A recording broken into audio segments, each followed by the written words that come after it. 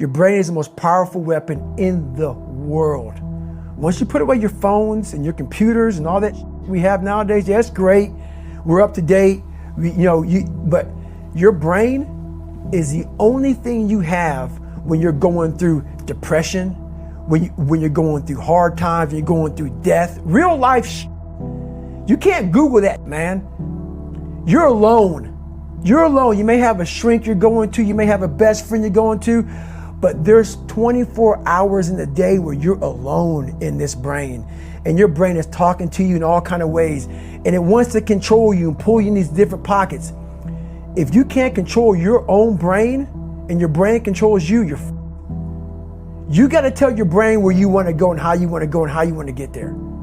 You got to control it. If not, it's over. What existed for me was, okay, man, how am I going to make this work? And all I knew back then was hard work. The only way anything gets accomplished. That's all I heard back in those days. You got to work hard. You got to work hard. I'm not getting I can't get this paragraph. I can't remember what the is in this paragraph to pass this test to get in the military. Read again. Still not getting it. Read again. But if you're not getting it, write it out. And that's how I started learning. Okay, well, I got to write out everything I do. And then write it out again. And write it out again. And guess what happened? I got it. I can't swim. I'm negative buoyant. Go back again. I can't swim. Go back again. Go back again. Go back again. I got it. I realized if I keep going back and going back and going back until the just becomes, your mind will say, okay, we're going to figure it out, because he is not going to stop. It's not like I'm going to try one more time. No, it's just like alarm clock goes off, boop, we're going back. I can't read right, we're going back. I gave myself no way out, and my mind realized that. They said, okay, we're going to adapt and overcome now. Like a lot of people say, trying hard. Your mind knows, man.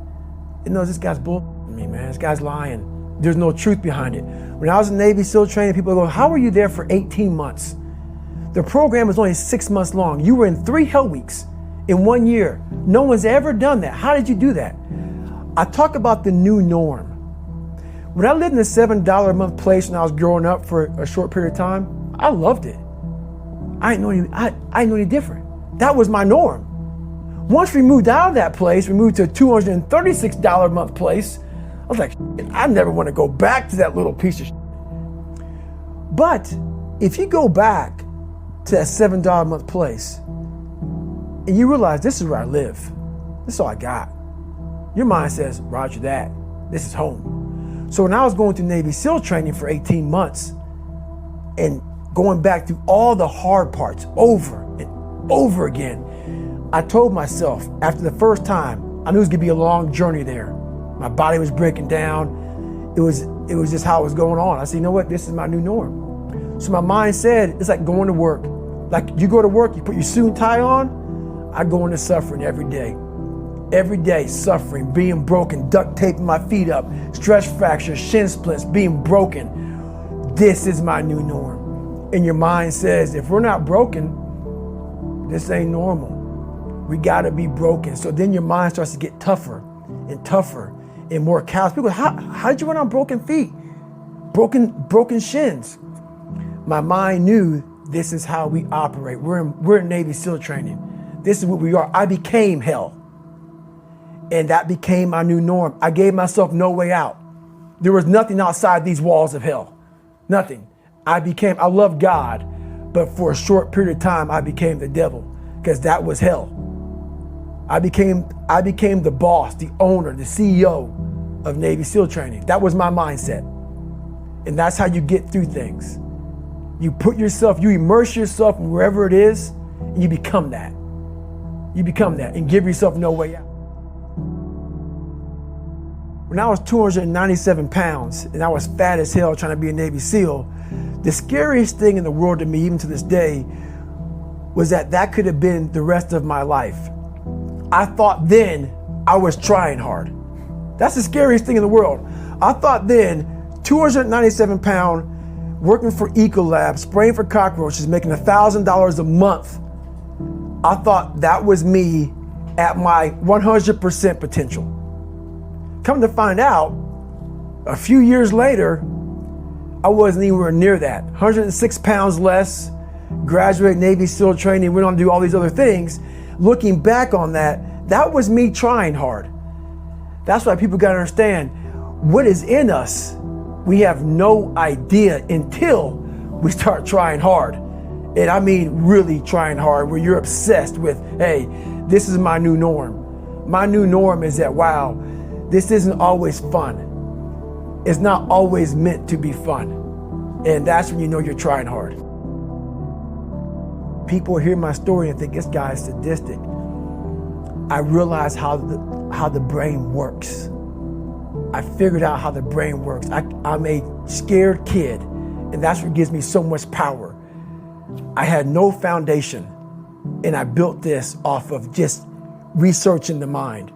The feeling you get is basically invincibility. You realize that you can't do it all the time.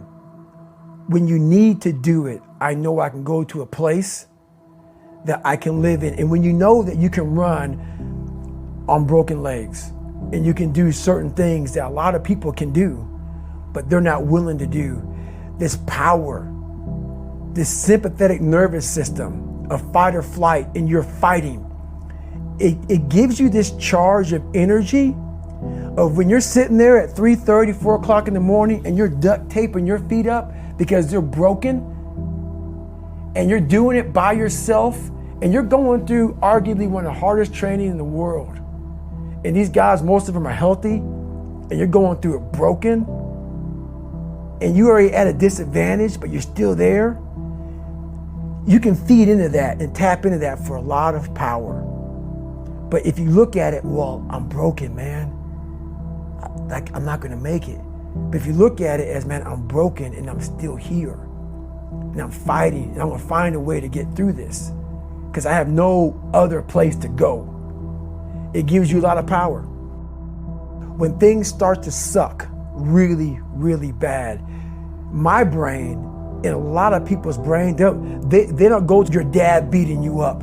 Your brain says, we gotta get the out of here. This is miserable.